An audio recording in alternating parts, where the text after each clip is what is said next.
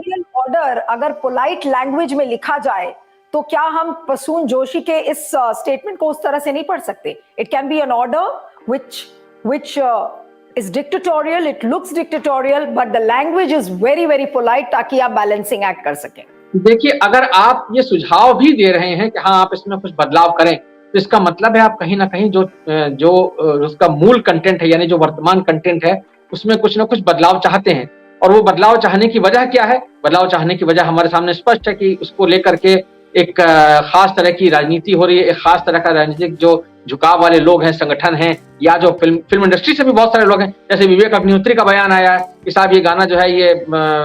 इसका विरोध करना चाहिए। अब विवेक अग्निहोत्री जिन्होंने कश्मीर फाइल्स जैसी फिल्म बनाई है, जिसने कि सीधे सीधे तौर पर भावनाओं को भड़काने का उसका मतलब जो प्रस्तुतिकरण था, उसमें सीधे तौर पर भावनाओं को भड़काने की बात कही गई। तो ये तो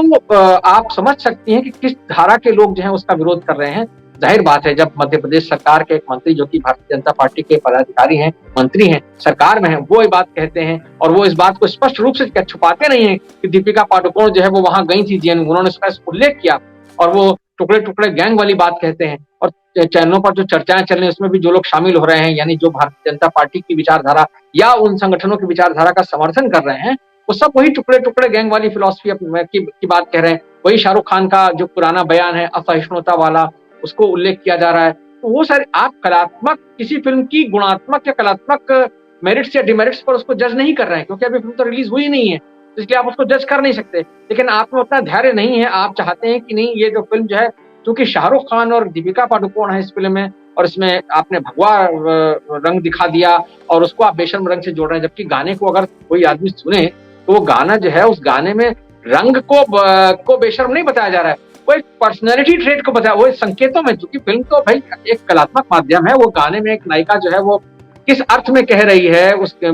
कि बेशरम रंग कहाँ देखा दुनिया वालों ने, तो वो अपनी शख्सियत के बारे में हो सकता कह रही हो। ये तो हमें फिल्म देखने के बाद ही पता चलेगा कि उस सीन में, उस गाने में उन बोलों का क्या अर्थ है। और उस कपड़े का तो एक मुझे लगता नहीं कि कोई अर्थ होगा, क्योंकि उसके अलावा बहुत सारे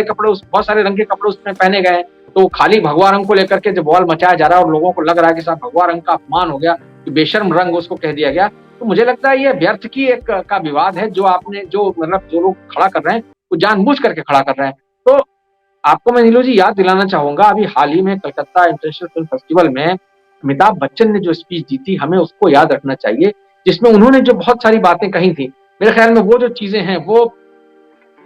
मतलब जो उन्होंने मॉरल पुलिसिंग की बात कही थी सिनेमा के कंटेक्स्ट में,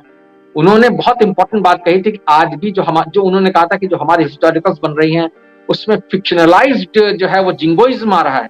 और मॉरल पुलिसिंग हो रही है। ये जो मॉरल पुलिसिंग है सिनेमा के अंदर और सिनेमा के बाहर जो समाज की तरफ से आ रही है, ये एक खतरनाक प्रवृत्ति है। मेरे ख्याल में अमिताभ बच्चन ने जो उसकी तरफ इशारा किया था, वो मैं नहीं जानता कि वो मतलब सिर्फ इस फिल्म के संदर्भ में कह रहे हो या नहीं कह रहे हो, क्योंकि उस मंच पर शाहरुख खान भी मौजूद थे और शाहरुख खान ने पठान के डायलॉग का ही एक मतलब टुकड़ा जो है दर्शकों के सामने रखा था।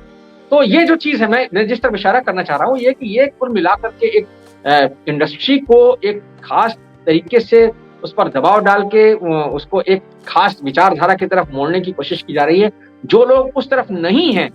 यानी जो लोग हैं उनकी तो कोई उनके साथ समस्या नहीं है, विवेक अग्निहोत्री से समस्या नहीं है उनको, तो उनको समस्या शाहरुख खान से है। शाहरुख खान ने चूंकि ऐसा कहा